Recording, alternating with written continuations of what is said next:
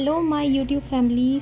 आज मैं आई हूँ सदर मार्केट। इतना रश और भीड़ देखकर आप समझ ही गए होंगे कि मैं सदर मार्केट में हूँ। जी हाँ, ये है गुड़गांव का one of the cheapest market and मैं यहाँ पर आई हूँ करवा चौथ की तैयारी के लिए। मुझे करवा चौथ का कुछ सामान ख़रीदना है, साथ ही में अपने हाथों में मेहंदी भी लगवाना है। हम आ गए हैं करवा चौथ की शॉपिंग के लिए सदर मार्केट। और यहाँ पर काफ़ी भीड़ लगी हुई है लेडीज़ों की, जो अपने हाथों में मेहंदी लगवाने के लिए बैठी हुई है।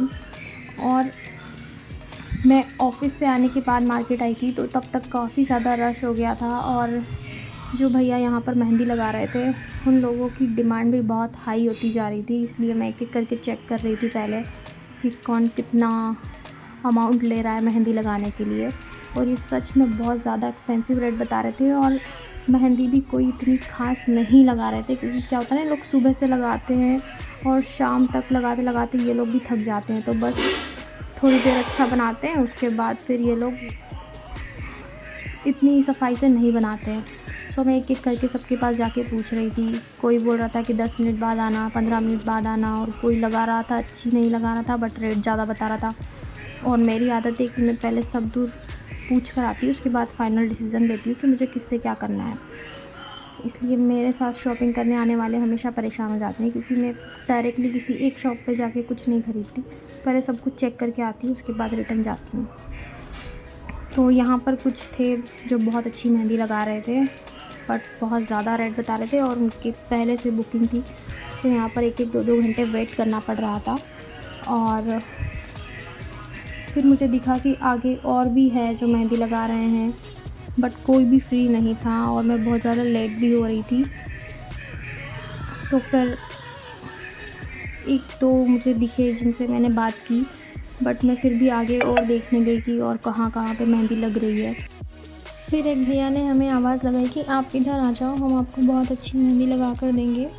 और फिर हम लोगों ने फाइनली उन भैया को डन कर लिया, क्योंकि कहीं भी कोई भी जगह खाली नहीं थी जहाँ हम मेहंदी लगवा सकते थे। और इन्होंने हमें बहुत मेक श्योर किया कि हम बहुत अच्छी मेहंदी लगा कर देंगे, अगर नहीं लगाएंगे तो आप पैसे वापस कर देना। तो वैसे तो कोई करता नहीं है बट ठीक है, इतना उसने बोला इसलिए हमने उसको डन कर दिया। एंड लेट भी हो रहे थे, उन दोनों भैया ने, मुझे लगा पहले कि एक ही लगाएगा बट वो तो दोनों एक साथ बैठ गए एक-एक हाथ में, और उन्होंने सच में बहुत फास्ट मेहंदी लगाई। फ्रंट एंड पे तो उन्होंने बहुत अच्छे से काम किया, मतलब इतना भी नहीं किया बट ठीक काम किया था और बहुत स्पीड में कर रहे थे।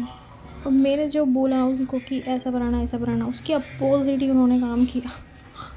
और ये लोग पेमेंट पहले ही करवा लेते हैं ताकि उनको पता होता है कि इनको अगर मेहंदी पसंद नहीं आएगी तो ये लोग उठकर चले जाएंगे, इसलिए उन्होंने मेरा एक भी इंस्ट्रक्शन नहीं सुना। बस वो बनाए जा रहे थे और मैं उनको बार बार बोल रही थी कैसी बना रहे हो, बिल्कुल फिनिशिंग नहीं है, बट वो कुछ नहीं सुन रहे थे, बस स्पीड में अपना काम करे जा रहे थे। और फाइनली उन्होंने बोला था कि हम फुल हैंड बनाएंगे आपका, बट फिर भी उन्होंने हाफ़ हैंड बनाया। और मैंने बाद में उनको बोल के कि भैया देखो इतना सा कौन बनाता है, इतना कौन बनाता है। फिर उन्होंने आगे थोड़ा बहुत और उसमें कुछ बनाकर और बोल दिया कि हो गया। उसके बाद मैंने बोला कि बैक हैंड पे कौन बनाएगा, तो उन्होंने बोला कि इतनी की बात हुई थी, जबकि स्टार्टिंग में उन्होंने बोला था कि हम आपके फुल हैंड्स बनाएंगे। बट फिर मैंने उनको थोड़ा बोला तो उन्होंने फिर पीछे वाले हाथ पर बस कैसे भी बेल वगैरह बना दी और मुझे इतना गुस्सा आ रहा। बट फिर मैंने अपने गुस्से को कंट्रोल किया कि इनकी वजह से मुझे अपना मूड ख़राब नहीं करना है, क्योंकि मैं बहुत एक्साइटेड थी करवा चौथ के लिए।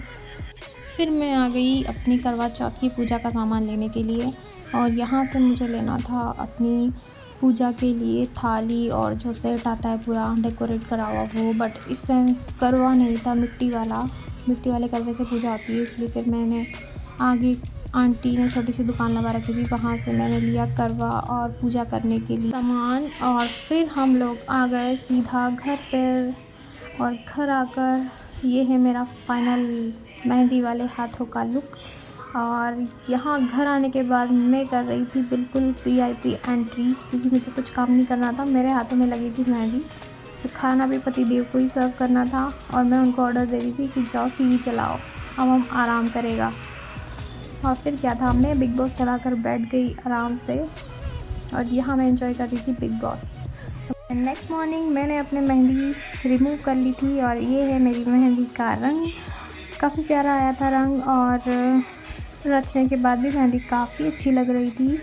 और फ्रंट हैंड तो काफ़ी सुंदर था, बट बैक हैंड से तो मुझे लास्ट नाइट से कोई एक्सपेक्टेशन नहीं थी, क्योंकि मुझे पता था ये रचने के बाद भी अच्छा नहीं लगेगा। बट ठीक है, मुझे गुस्सा नहीं करना था, मूड ख़राब नहीं करना था, इसलिए मैंने किया अपने हेयर्स को फ्लिप और सीधा चली रेडी होने के लिए।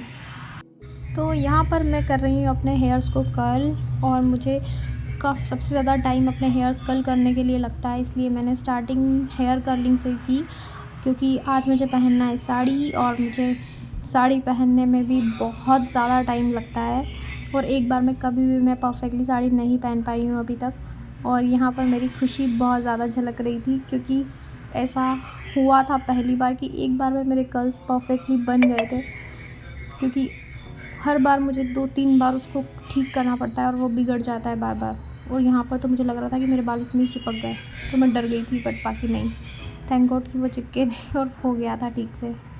और मैं हर एक कर्ल को बहुत प्यार से देख रही थी, क्योंकि सारे कर्ल एक एक बार में ठीक ठीक से बन गए थे। और ये मेरे कर्ल्स हैं, थोड़े से बाल रह गए थे, बट मैंने सोचा थोड़ा थोड़ा मेकअप स्टार्ट कर देती हूँ, वरना जैसे जल जाएंगे फिर बोलेंगे कि अभी तक तुमने साड़ी नहीं पहनी, ये नहीं करा, वो नहीं करा। इसलिए मैं सोचा बस अब थोड़े से हेयर बचे, इनको मैं बाद में करूँगी, थोड़ा सा मेकअप कर लेती हूँ और साड़ी पहन लेती हूँ, ताकि उनको लगेगा कि मैं रेडी हो गई हूँ 50% तक। बस मैंने जल्दी जल्दी अब मेकअप स्टार्ट किया, और बार बार अपने कर्ल्स भी देखे जा रही थी, क्योंकि मुझे बहुत मज़ा आ रहा था। और जैसे ही चला जाए मेरी साड़ी वगैरह सब रेडी हो गया था, तो उन्होंने मुझे देखा कि ये 50% तो रेडी हो गई है, और मुझे पता था अभी तो मुझे कर्ल्स भी करना है, बट मैं उनके सामने से शो नहीं कर रही थी। और ये खाली कुर्ता पहन के हो गए रेडी, और मुझे तो इतना टाइम लगा, मेरा साड़ी मैंने गई पानी में। यहाँ पर मैं पहन रही थी अपनी ईयरिंग्स, और मैं हाफ़ रेडी हो गई थी, कर्ल्स भी मेरे कंप्लीट हो गए थे। और ईयरिंग्स पहनने में मुझे बहुत टाइम लग रहा था, क्योंकि मैं इतनी हेवी ईयरिंग्स कभी पहनती नहीं हूँ, तो मेरे कानों में बहुत ज़्यादा दर्द भी हो रहा था। यहाँ पर मैं हो गई हूँ रेडी, अब हम जाएंगे पूजा करने के लिए, और मैं आपको दिखा देती हूँ। यहाँ पर अभी मुझे बचे हैं चूड़ियाँ, मैंने चूड़ा पहना था रेड कलर का, और बहुत ज़्यादा थक भी गए थे, अब तो प्यास भी बहुत ज़्यादा लग रही थी, भूख भी लग रही थी, बट ठीक है। चाँद वैसे तो निकलने वाला था, 8:30-9 बजे के करीब खबर आ गई थी कि चाँद निकल जाएगा। और ये है मेरा फाइनल लुक, और आप लोग बताइए कमेंट सेक्शन में मैं कैसी लग रही हूँ।